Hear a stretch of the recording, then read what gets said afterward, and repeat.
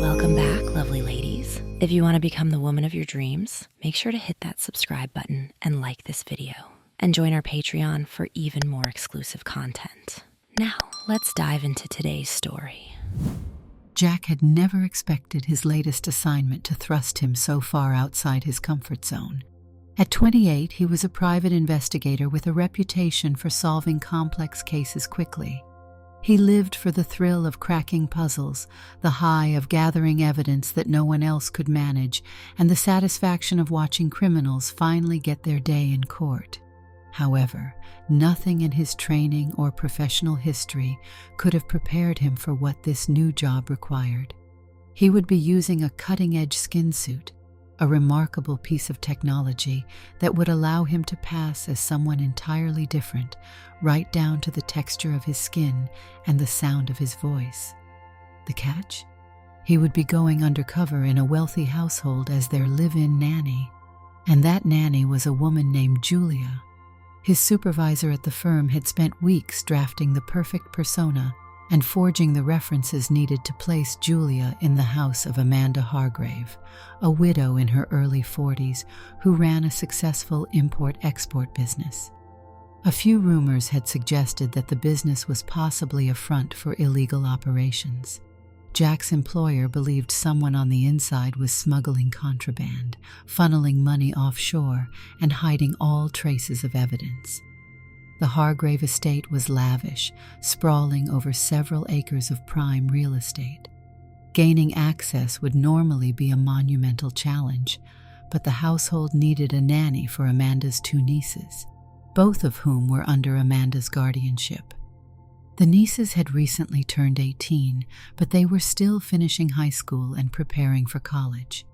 Amanda apparently wanted a live-in caretaker who could supervise them, help with light academic tutoring, and ensure they stayed out of trouble while she traveled or immersed herself in board meetings. When the assignment had first come across Jack's desk, he had assumed the request for infiltration might involve a more typical ruse, maybe posing as a driver or a security guard. Those would be simpler, especially for a former law enforcement consultant like him. But the firm had uncovered that Amanda only surrounded herself with staff she deemed non-threatening, specifically female employees in the private spaces of her home. For some reason, they believed the only sure way to get someone inside the core of Amanda's family life was to become the nanny. Jack had scoffed at first. He had no experience working with teenagers, much less the maternal skills required to pass as a caretaker. But then they showed him the skin suit. It was a marvel of technology, extremely thin layers of synthetic polymers fused with microsensors to alter the wearer's form, tone of voice, and even facial features. Once Jack stepped into it and activated the calibration module, he would appear as a slender brunette woman in her late 20s, with a face that looked natural enough to fool an in-person inspection. The technology was new, very expensive, and not yet widely used. The deal was clear.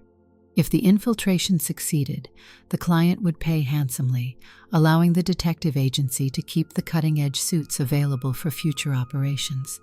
If Jack refused, they would have to find another volunteer, but given Jack's track record, they believed no one else had his investigative instincts and ability to blend in. Jack stood in his dingy apartment's small bedroom, sizing himself up in the mirror as he tested the suit for the first time. In the reflection, he saw a woman who stood at about 5'6", had gentle curves, and wore a knee-length skirt with flats. The Julia persona had a round face, warm brown eyes, and a professional, neat bob that rested just below the jawline. Her posture was impeccable, something the suit's subtle exoskeleton assisted with, and her tone of voice, once the suit's voice modulator was switched on, carried a soft but assured lilt. Jack wondered how he would ever get used to it. He repeated lines in the mirror that day, practicing for the cover story. "Hello, I'm Julia. "Thank you for inviting me into your home. I'm looking forward to working with your family," he would say, giving a gentle wave of the hand. He spent hours perfecting everything from the angle of his smile to the tilt of his head. By the time he was done, he felt oddly numb.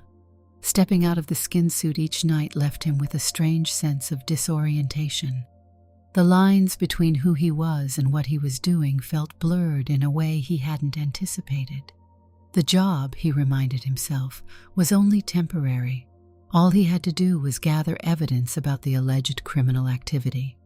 Once he had what he needed, he would slip away, pass the information to the authorities, and that would be it. 3 days after that initial fitting, Jack, now in full Julia mode, arrived at the iron gates of the Hargrave estate. The driver who brought him had already been vetted and arranged through the agency. Amanda's staff opened the large ornamental gates, letting the car roll smoothly up the cobblestone driveway. Manicured lawns stretched out on either side, dotted with hedges shaped into graceful swans and peacocks. Beyond the main house was a massive garage and a guest house, but it was the stately entrance of the main mansion that drew his eye. "Miss Julia, welcome," said a man who introduced himself as the head of security. He seemed polite yet thorough, checking Julia's identification, expertly faked, and cross-referencing it with the staff list. He gave a courteous nod and directed her to the front doors, where a butler waited. Jack quietly took in everything: the security cameras perched at strategic angles, the subtle but visible presence of well-armed guards patrolling the perimeter, and the thick double doors that looked like they could withstand a battering ram. This was no ordinary estate.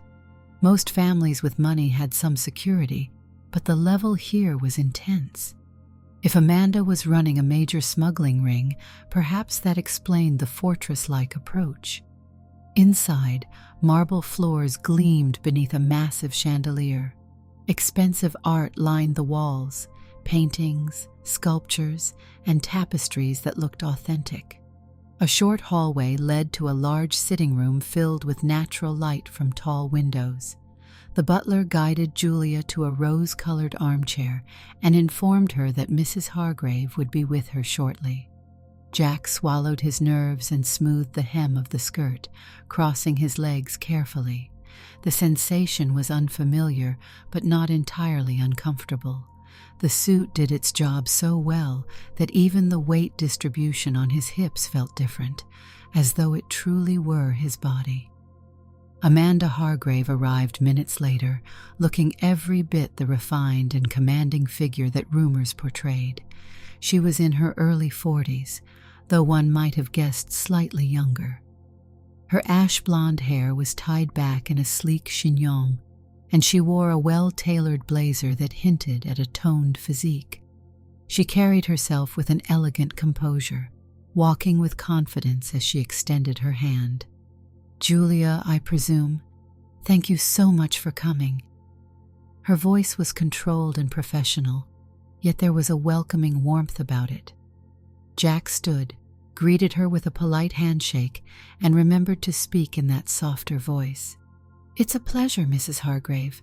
I appreciate the opportunity to be here." "Amanda, please," she said with a slight smile. Her cool gray eyes appraised her new nanny. "Come, let me introduce you to the girls. They're probably in the media room." They walked through the corridors, and Amanda explained the lay of the house.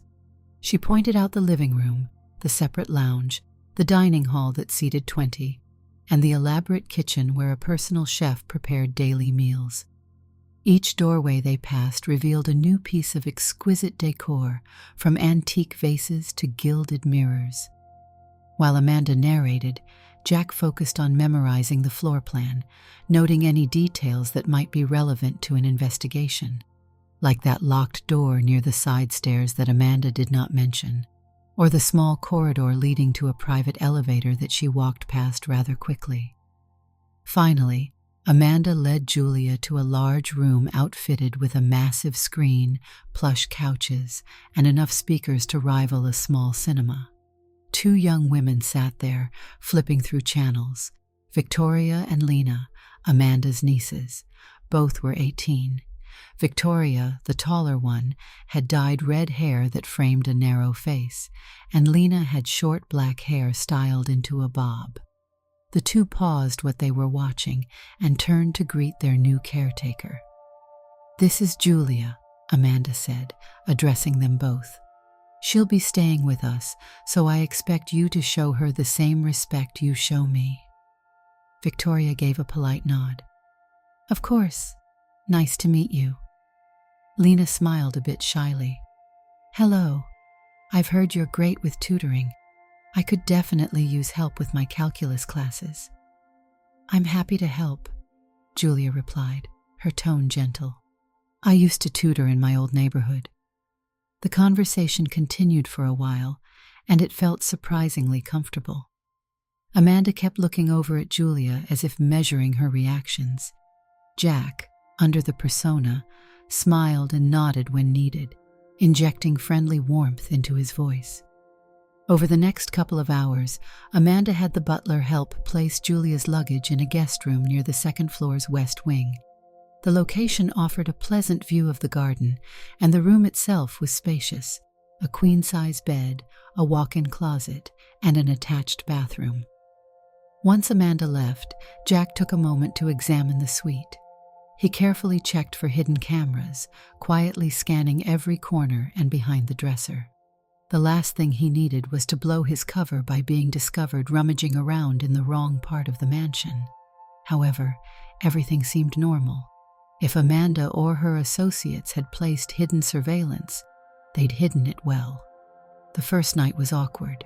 Dressed in pajamas that matched the feminine persona, a soft cotton shirt and matching pants, Jack felt uneasy lying in the big bed, alone, wearing the skin suit. He had to remind himself to remain in character at all times. Though he could theoretically remove the suit in private, there was always a risk that someone might show up unannounced. For a covert operation like this, the fewer changes he made, the better. He also realized that Amanda's household staff was minimal. Aside from the chef, the butler, a few maids who came by during the day, and the security detail, the estate was rather quiet. Amanda clearly valued her privacy. Each day around breakfast time, she would already be dressed impeccably for work.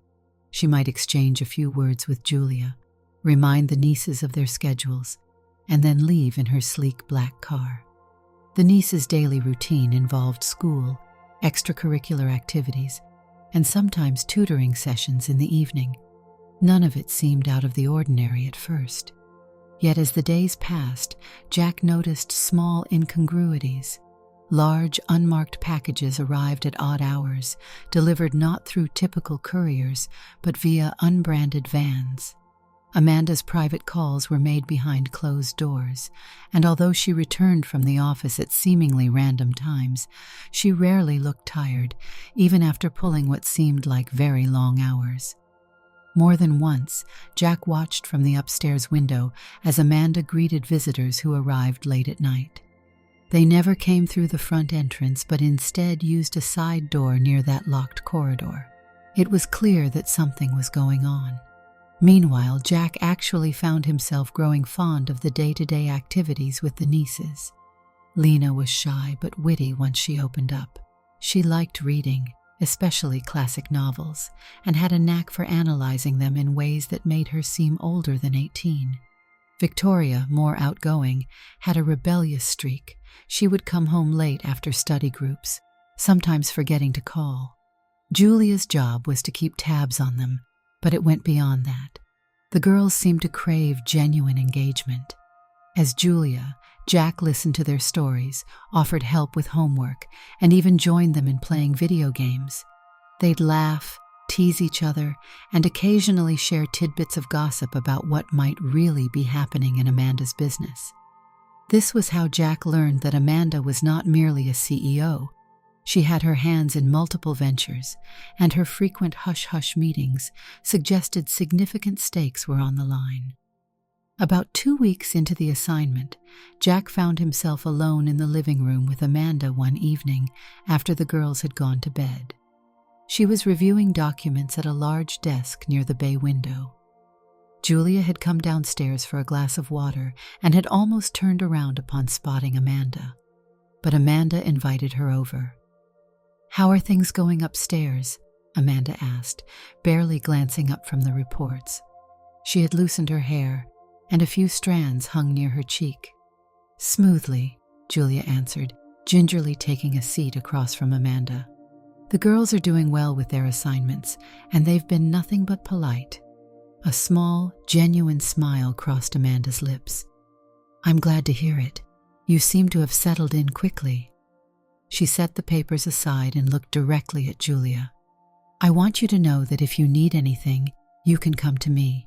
You have a kindness about you that the girls needed." Jack felt an unexpected pang. He did not anticipate enjoying conversation with Amanda, yet there was something disarming about her. Her voice carried both authority and a hint of warmth. He had to remind himself of the mission. "Thank you. That means a lot." A few moments passed in silence. Then Amanda cleared her throat. "I assume you've noticed that my schedule can be unpredictable. My business dealings sometimes require privacy. I appreciate discretion." "I understand." Julia kept her gaze steady, resisting the urge to dig for more. Pressing Amanda for details would only raise suspicion. She leaned forward, resting her elbows on the desk. "Good. I'm glad we're on the same page." For a moment, her eyes flickered, and a gentler edge entered her expression. "I may be busy, but I do care about the household's well-being. I want to be sure you're comfortable here." Julia nodded, offering a faint smile. "I am. This is a beautiful home, and everyone has treated me kindly." Amanda smiled in return. "Excellent. Well, I'll let you get your rest. We can talk more in the morning." She looked down at her papers again, signaling the end of the conversation. As Julia retreated to the stairs, Jack felt a tug of conflicting emotions. On one hand, he needed to remain objective, to gather the necessary evidence that would incriminate Amanda if she truly was involved in illegal activity. On the other hand, he was beginning to see layers to her personality that felt complicated. It wasn't just Amanda's outward grace or sophistication. There was an understated tenderness in the way she talked about her nieces and ran the household. Jack wondered if a hardened criminal could care so deeply about the people around her. The next few days were marked by subtle investigations. Jack used small cameras that he placed inside innocuous objects, a pen on a desk, a decorative figurine in the hallway, to record any unusual activity. He combed through the household ledgers that the butler kept in the main office whenever he found an opportunity. He also began to pay more attention to the deliveries. One evening, while taking out the trash, he managed to slip behind the side door and snoop around. The corridor there led to a locked office that shared a wall with the private elevator. A single lamp illuminated the space. He tested the doorknob gently, found it locked, and then pressed his ear against the wood. Voices. He couldn't discern details, but Amanda was speaking to someone. Eventually, footsteps approached, and he scurried back to the main part of the house, heart pounding. The deeper he dug, the more suspicious details he uncovered.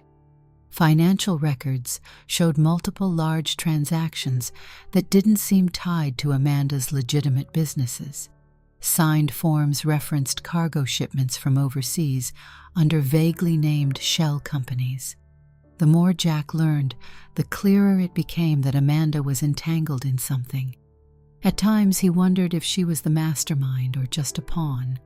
After all, a wealthy business owner would be a prime target for unscrupulous partners. But the security, the nighttime visitors, and the hush-hush approach all pointed to a deep involvement. Despite the gravity of his discoveries, Jack found that daily life as Julia continued to lull him into moments of normalcy. He woke early to see the girls off to school, studied their schedules, and reminded them of upcoming exams. He joined them for dinner if Amanda was away, and if Amanda was home, they dined as a somewhat formal group in the ornate dining hall. Over time, Amanda began to invite Julia to sit next to her, sometimes engaging her in light conversation about everything from global affairs to local news. Amanda seemed genuinely intrigued by Julia's perspective, and Jack often had to fabricate stories of his upbringing as a small-town girl who had moved to the city in search of better opportunities. One Sunday afternoon, Amanda invited Julia to help in the garden. She wore casual clothes, jeans and a simple blouse, which was unusual for her. "We need more color out here," she said, as they knelt by a row of rose bushes. "I want to add flowers for every season, but it's tricky to figure out what will thrive." Julia scooped soil with a small trowel, placing a set of seedlings carefully into position. "I'm not a gardening expert," she said, maintaining the gentle pitch of her voice, "but I'm happy to help." Amanda smiled. "That's all I need. I find it relaxing to tend to something alive. A bit of normalcy." She pressed her palm against the earth, patting it down around the roots. "Not that life around here is ever truly normal. You've probably noticed." Julia paused, glancing at Amanda's profile. Every household has its quirks. She wanted to see if Amanda would volunteer more information about her business dealings. Amanda looked up, a guarded expression settling on her features. "So it does. But I have to be mindful of who I let in. That's why I did a thorough vetting before hiring you, you know." "I understand." Julia forced a reassuring smile. They worked in silence for a while, the sun warming their backs as they planted rows of colorful blooms. Amanda eventually shifted onto her knees and brushed dirt off her hands. "The girls adore you," she said, turning the conversation to something personal. "Victoria says you helped her with some art project, and Lena can't stop talking about how you made calculus sound fun." Julia chuckled softly. "They're bright girls. I'm just glad they're comfortable enough to ask for help when they need it."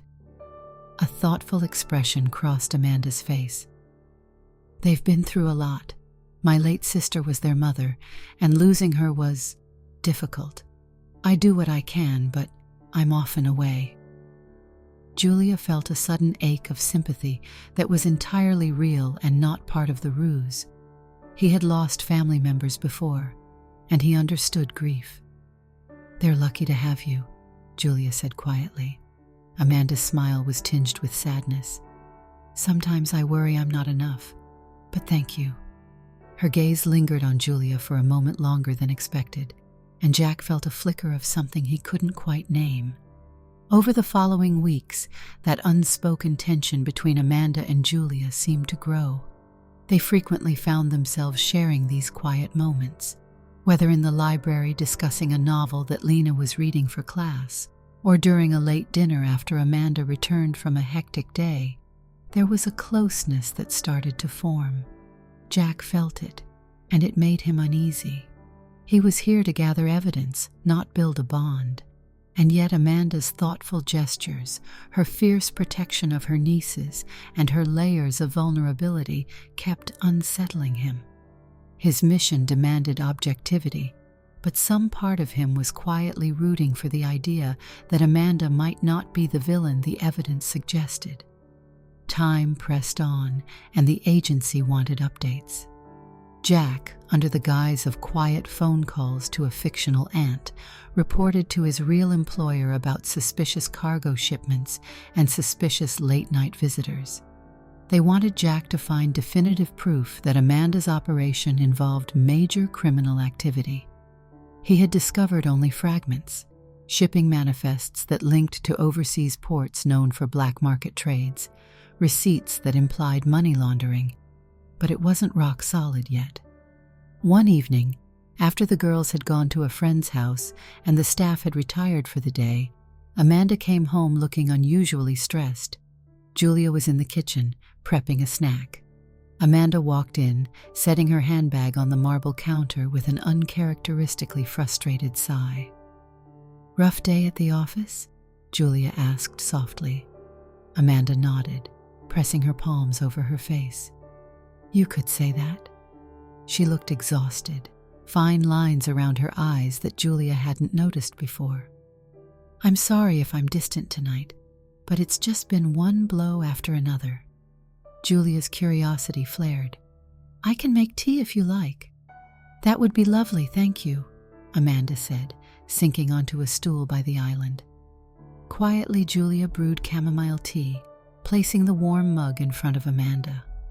She looked so worn out that any suspicion Jack had of her wrongdoing battled against the empathy building in his chest. It wasn't pity. It was a genuine concern for the person in front of him. He sat down across from her, the long sleeves of his blouse lightly brushing the countertop. He watched her carefully sip the tea. Julia, she began, do you like working here? I know it's only been a couple of months, but you've had more direct contact with the girls than I have. Yes, Julia replied, mustering the warmest tone possible. I do. I've grown fond of them. And this house, it feels like a place where they can be safe, no matter what's happening outside. Amanda smiled ruefully. I want that safety for them. This world can be cruel. I can't shield them from everything, but I can try to give them stability. She paused, her eyes distant. And you? I didn't expect to find a connection with someone in my own home. It's been a while since I've let anyone get close. Julia's heart thudded. Jack felt the tension coil in his chest. This assignment had taken a turn he hadn't fully anticipated. Carefully, he set his own mug down.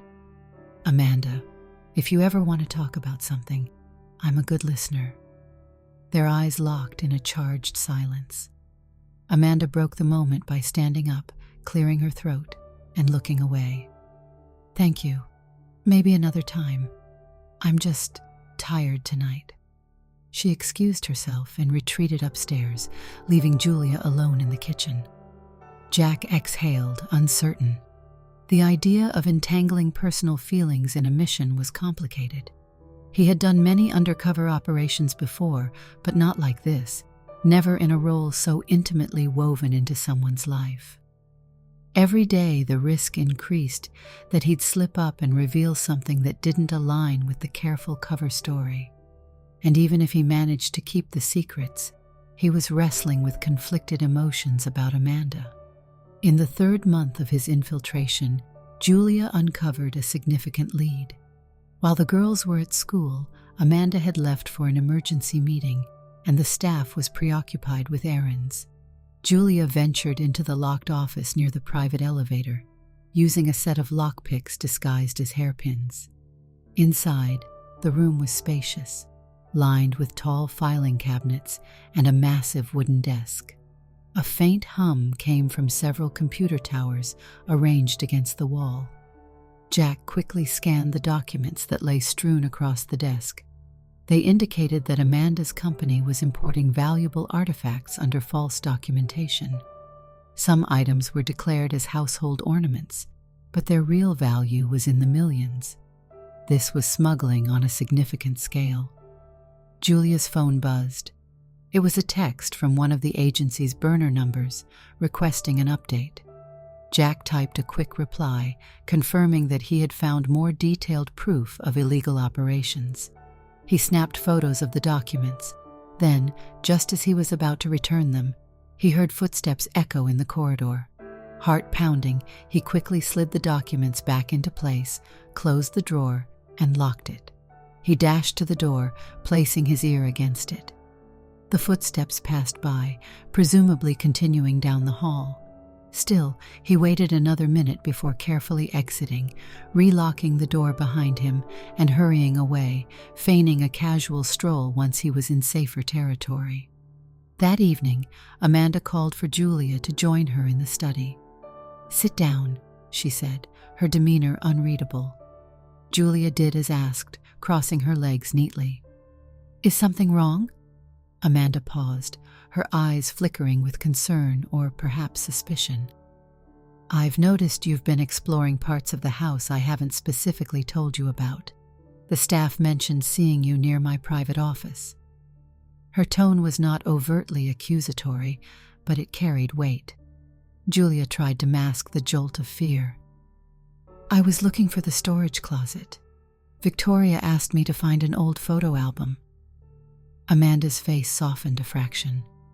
"Yes, the maids keep those in the main storage room, not near my office. I'm protective of certain areas for security reasons. I hope you understand." Amanda gave a curt nod. "Fine, let's leave it at that. Please remember, if you have any questions, come to me directly." "Of course," Julia replied, exhaling silently in relief.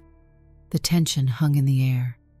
Jack recognized that if Amanda's suspicion grew, his cover might be at risk, but pulling out now, when he was so close to unearthing damning evidence, would be premature. The next few days, he laid low, focusing on tutoring and household tasks. He was careful not to step out of line. But Amanda's behavior also changed. She seemed distracted, even anxious, as though balancing a secret that threatened to spiral out of control.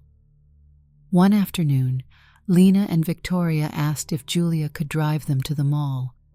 Amanda was stuck in an important meeting, so Julia agreed. The trip passed uneventfully. The girls shopped, chatted about gossip at school, and teased each other about who might be dating whom. On the way home, Lena and Victoria revealed small pieces of information about Amanda's business. Victoria said, "Aunt Amanda had to take over after her partner disappeared under weird circumstances. It happened before we moved in here. She never talks about it, but we know it was bad."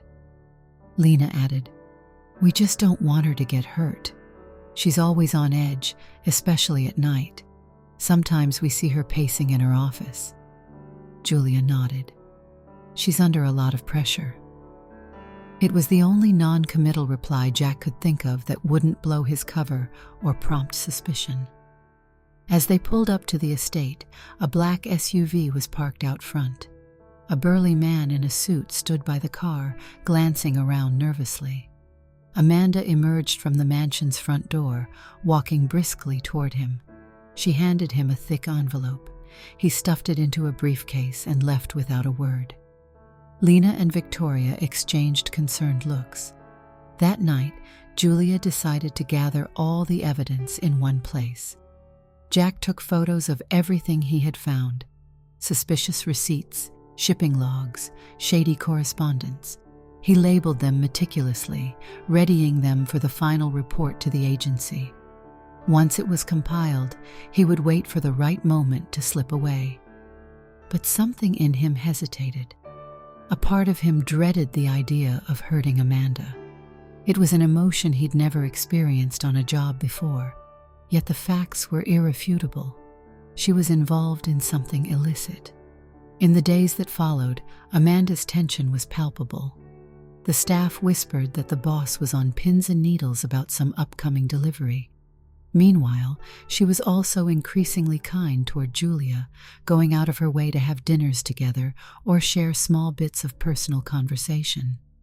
The closeness only deepened Jack's internal conflict. Then, late one night, everything came to a head. Julia had just finished helping Lena review a final draft for a literature assignment. Amanda came home in a rush, clearly alarmed. She asked to see Julia in the study. The moment they were alone, Amanda locked the door. "There's something you need to know," Amanda began, voice trembling slightly. "I received a tip tonight that someone might be spying on me, someone in the house." Julia's stomach clenched. "Spying? That's terrible." She fought to keep her tone steady, though her heart thundered in her chest. Amanda began pacing, her eyes filled with worry. "I have to be sure. If it's a staff member, I need to find out who." She paused, glancing at Julia. "I know this must sound paranoid, but the business associates I work with, they're not people you want to cross. Someone in this house has been digging into private areas." Julia put on a concerned face. "I understand your worry. How can I help?" Amanda stopped pacing. I want you to stay close to the girls. Make sure they're safe. If anything happens, you call me immediately. She hesitated, as though there was more she wanted to say, but instead she just unlatched the door and stepped aside to let Julia exit. Jack felt the gravity of the moment. The net was tightening, and if he didn't act soon, he risked being discovered. The next morning, Amanda left early. The staff seemed on edge, whispering about an important delivery scheduled for later that day. Around noon, a large cargo truck arrived, accompanied by 2 black SUVs. Armed men unloaded several crates and moved them discreetly into the private corridor. Julia discreetly recorded the entire process on a hidden camera disguised as a brooch. Later that evening, while Amanda was still out, Julia slipped outside to the garden under the guise of taking a walk. Under cover of the tall hedges, Jack pulled out his phone and uploaded the evidence to a secure drop. He typed a message to his supervisor. I have enough proof. Request extraction. Then he quickly deleted any trace of the conversation. The decision weighed heavily, but there was no turning back. Upon returning to the house, Julia discovered Amanda waiting in the foyer, arms crossed. Her face was taut. Where were you? Julia forced a casual smile. Just needed some fresh air. Amanda narrowed her eyes.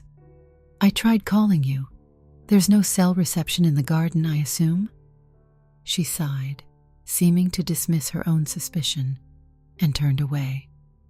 Come with me to my study. We need to talk. Julia followed, apprehension building. In the study, Amanda shut the door again. She appeared exhausted, as though she had been wrestling with her own demons. I just got off a call. My associates believe the spy is someone very close. They won't say how they know. They just do. Julia tried to control her breathing. Are you certain? Amanda ran a hand through her hair. I don't know what to believe. You're the only person I trust right now. Julia's heartbeat pounded. Amanda, I'm here for you. She pressed her lips together. Yes, you are, aren't you? A sad smile flickered across her face. Julia, there's something between us. I know we haven't addressed it directly, but I've seen how you look at me and how I look at you. But I can't let myself get distracted. Not now. Julia said nothing, fighting an overwhelming sense of guilt and conflicting feelings. Amanda drew closer, until there were only a few inches between them. Her voice grew soft. If anything happens, promise me you'll look after the girls. They don't deserve to be dragged into my troubles. Julia felt tears pricking at the corners of her eyes.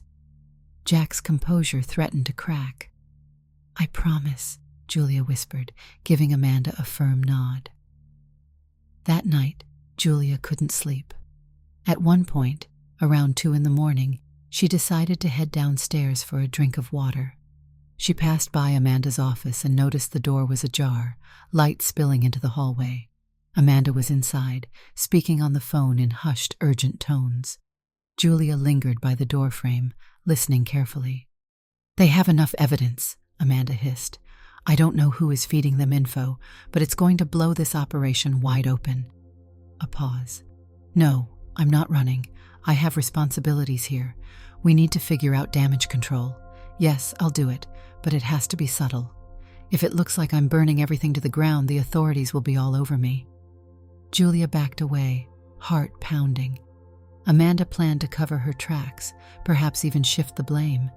If that happened, any chance of a clean sting would vanish.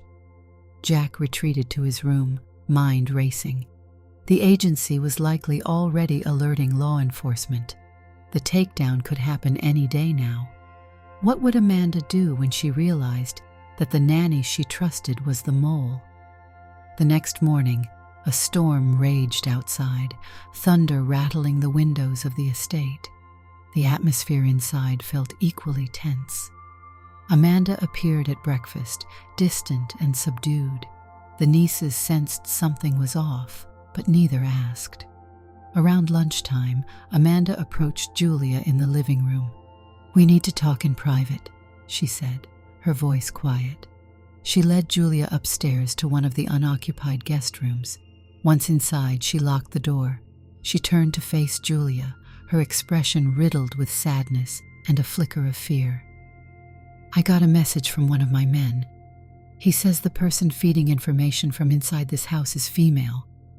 Julia's insides twisted, but she kept her face neutral. "Amanda, let me finish," Amanda said, raising a hand. "I've had this unrest in my gut for days, telling me something isn't adding up. You came out of nowhere with perfect references and you fit so flawlessly." She winced, as if the realization pained her. "I looked into your background more carefully last night. Some details didn't check out." Julia tried to speak, but her throat felt dry. This was it, the moment he had feared. Amanda took a shaky breath, her eyes brimming with anguish. "Who are you? And don't lie to me. Please." Jack's mind raced. He knew the time for half-truths had run out. His instinct told him he could try to keep lying, but the heartbreak in Amanda's gaze was almost unbearable. Finally, his voice trembled as he spoke in the gentle tone that the suit allowed. "My name isn't Julia. I work for a detective agency. We were hired to investigate your business dealings." He swallowed, chest tight. The persona, the look, it was all created so I could get close, gather evidence. Amanda's expression shifted between betrayal, shock, and a strange sort of relief that her suspicions were confirmed. She looked away, tears glistening in her eyes. "I trusted you. I let you into my home. Her voice broke, and she covered her mouth. Julia stepped forward, but Amanda jerked away. "Don't," she whispered, raw pain in her voice. For several long seconds, the only sound was the rain hammering against the windows. Finally, Amanda managed to compose herself, her hands trembling. "I don't know what you've found, but I won't let this destroy my family. If you were working for the agency, I'm sure they have enough to incriminate me already." She glared at Julia. "Are you proud of yourself? Did you enjoy every minute of this sick ruse?" Julia's eyes burned with unshed tears. "I didn't plan on hurting anyone. I was hired to do a job, and at first, that's all it was. But I—" "Stop," Amanda spat. "I don't want to hear some confession about feelings." She paused, trembling. "Get out of my house. If you stay, I can't guarantee your safety. My associates will come after you once they realize who you are." Julia looked at Amanda, at the torment etched on her face, and felt his own heart crack under the weight of conflicting loyalties. "What about the girls?" Amanda's gaze softened for a split second. "They'll be fine with me. They're not part of this. I'll protect them, but you need to disappear now." Julia gave a tiny nod, tears slipping down her cheeks. Without another word, Amanda turned and unlocked the door, her posture rigid. The corridor was empty, the storm still raging outside. Julia hurried back to the bedroom, mind spinning. He grabbed a small bag, packing only essentials. Removing the skin suit entirely was too risky at that moment. He needed to get off the property before Amanda's associates realized the truth. He made his way down the stairs. Victoria and Lena were in the living room, listening to music and looking relaxed despite the storm. Victoria noticed Julia carrying a bag. "Where are you going?" Julia forced a smile. "Family emergency. I have to leave for a while." Lena's eyes widened. "What about our assignments? You'll come back, right?" Julia hesitated, sadness filling the silence. "I'm sorry," was all she could manage before continuing toward the door. Neither niece pressed further, though confusion flickered across their faces. Outside, the wind whipped the trees and rain drenched the driveway. Julia dashed across the pavement to her small car, a vehicle the agency had supplied. She jumped in, started the engine, and tore through the gates, the pounding of her heart almost louder than the storm itself. A mile down the road, She pulled over to a discreet spot. Jack disengaged the voice modulator and peeled back the suit just enough to breathe fresh air against his real face. His chest felt like it was collapsing under the weight of guilt, heartbreak, and the adrenaline of a narrow escape. He managed to send a short text to the agency. Operation compromised, pulling out. Then, with shaking fingers, he drove off into the night, leaving the estate behind. In the following weeks, Jack filed his full report. Law enforcement raided parts of Amanda's network, though she somehow managed to sidestep direct arrests. Some of her associates were taken in, and multiple shipments were seized. The fate of Amanda's business remained uncertain, but the operation was undeniably crippled. Jack tried to remain detached, as a good detective should. Yet he couldn't forget the look in her eyes when she discovered the truth. He spent his days finalizing the case, meeting with attorneys, and providing testimony when required. At night, he was haunted by memories: the warmth of Amanda's smile, the gentle way she touched his arm in the garden, the unspoken bond that formed between them, and how swiftly it shattered. He sometimes found himself staring at the skin suit, which lay folded in a locked case, no longer needed. One late afternoon, Jack sat in his agency's office, reviewing a final piece of paperwork. His supervisor walked in and dropped a file on his desk. "Amanda Hargrave's charges have been dropped," the supervisor said. "Lack of solid evidence linking her to the smuggling ring. Seems she had top-notch lawyers, and the second we took out her associates, she distanced herself from the operation." He studied Jack's reaction. "You did your best, but sometimes the target slips through the cracks." Jack closed the file and looked up with a hint of bitterness. "She was always one step ahead, I guess." He forced a neutral expression. "Is that everything?" His supervisor nodded. "That's everything for now. I suggest you take some time off. You look like you could use a break."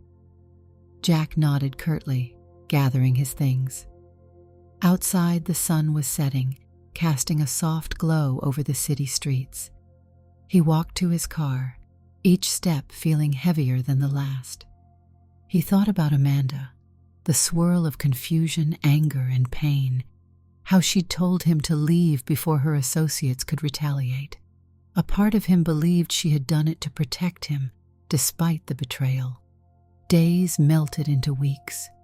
Jack tried to focus on other investigations, simpler ones that didn't involve shaping an entire identity around a mission.